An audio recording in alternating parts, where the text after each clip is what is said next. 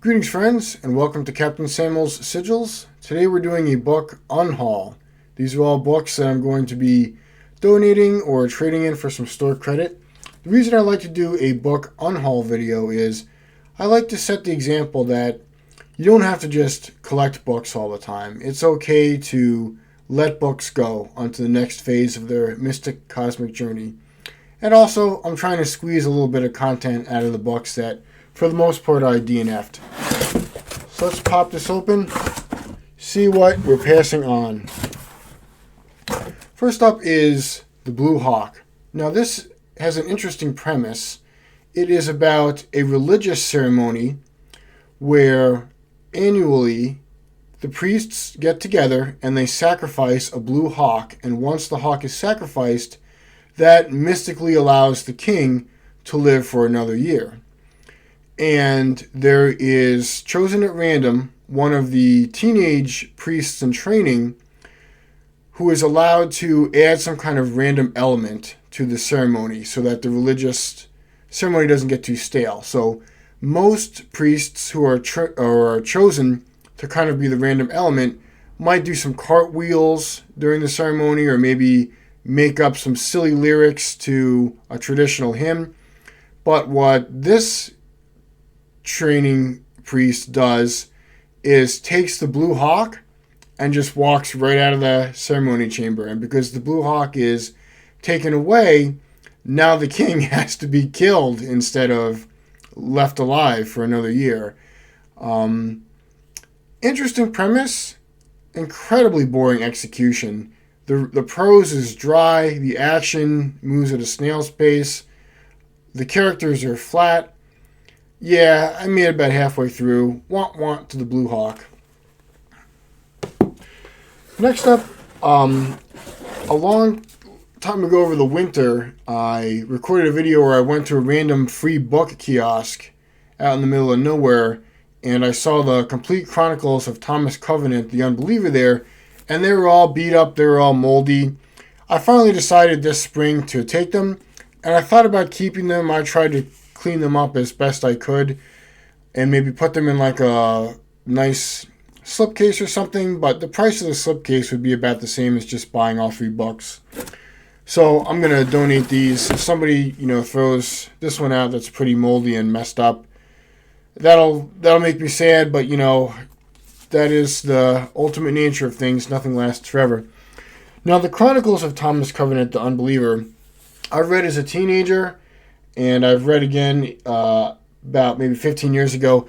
They're really good. I like them a lot. They're about this person in the real world named Thomas Covenant who has leprosy, and nobody wants to be around him because of that, and so he kind of becomes this bitter jerk, and he's transported into this fantasy land that he doesn't believe is real. He believes it's all in his head.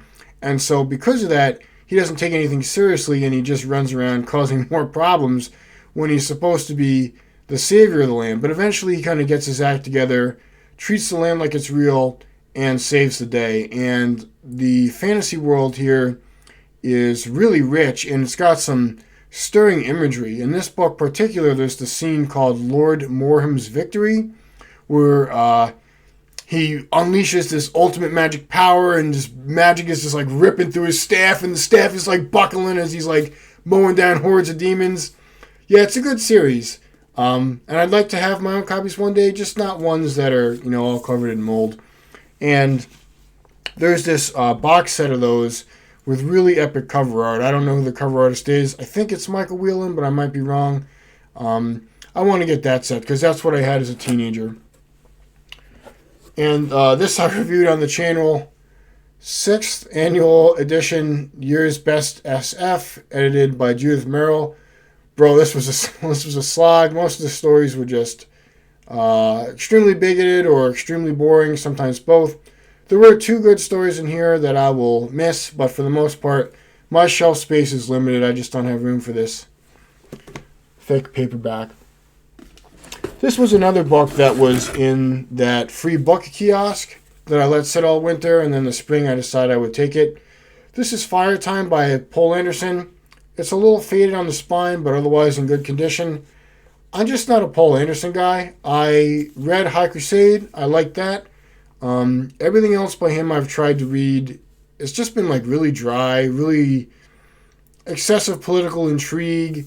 I'm just not into that. I like a story with a bit more forward momentum. So hopefully someone enjoys that copy of Fire Time. This is Split Infinity by Piers Anthony.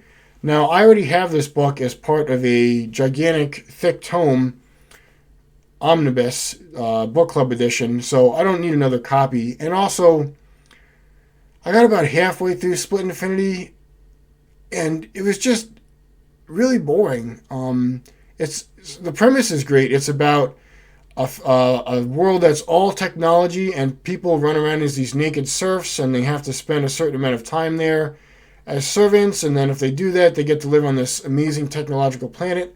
But there's all these like wormholes that open to a fantasy world.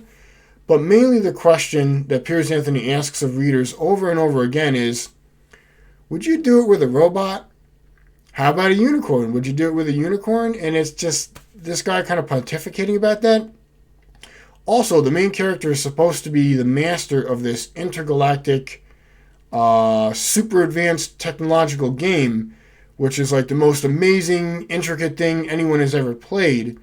And whenever the character needs to do something, like speak a foreign language or, I don't know, hack a computer, the character just kind of knows how to do that because they're so good at this game. But at least as far as I read, the only thing that they actually did when they showed the game was they had a race to see who could go down the slide faster. And I mean, my kids do that at the playground, so kind of a flop there. I might finish the copy of Split Infinity I have, but if it languishes on my shelf too long, that omnibus might be on the next phase of its mystical journey. Now, this was one that looked really interesting to me. This is Dancers of a Run by Elizabeth Lynn, and on the back it says, an adventure story for humanists and feminists. And I would consider myself in that ballpark. I'm doing my diversity reading challenge here on the channel and whatnot. And for Pride Month 2025, I read Sir Callie and the Champions of Helston and really liked it. And I was like, well, let me do another book for Pride Month. It was so boring. It's basically long sequences of this guy going to the chicken coop and taking feathers for a new quill because he's a scribe, or his brother shows up and they go on a long journey through the woods, and it describes like what he had to eat and what he ordered at the inn and like how the inn accommodations were. So I looked this up to see what other people thought about it online, and apparently there's some brother same sex scenes in this book. I flipped through it a couple times.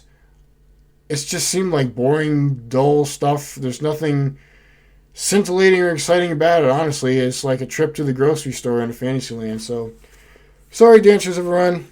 Hopefully someone else will be into that. I mean, it wasn't violent. It was a very peaceful, cozy book. But, I don't know. Something's got to happen in my books. I don't think that's too high a bar to clear. And then finally, we've got this old-timey copy of Out of the Silent Planet by C.S. Lewis. And this is a book that I love. I was actually very kindly invited to review this and talk about it with Ira on his channel over at SF Worlds of Wonder. Had a good time reading it, really enjoyed it. But I already have a copy of it, so I don't need a second copy. So that's on the way to its next mystical journey.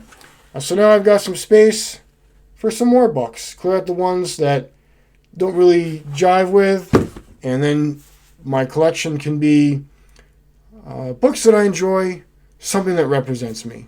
Okay, hope you enjoyed that. Have a good day.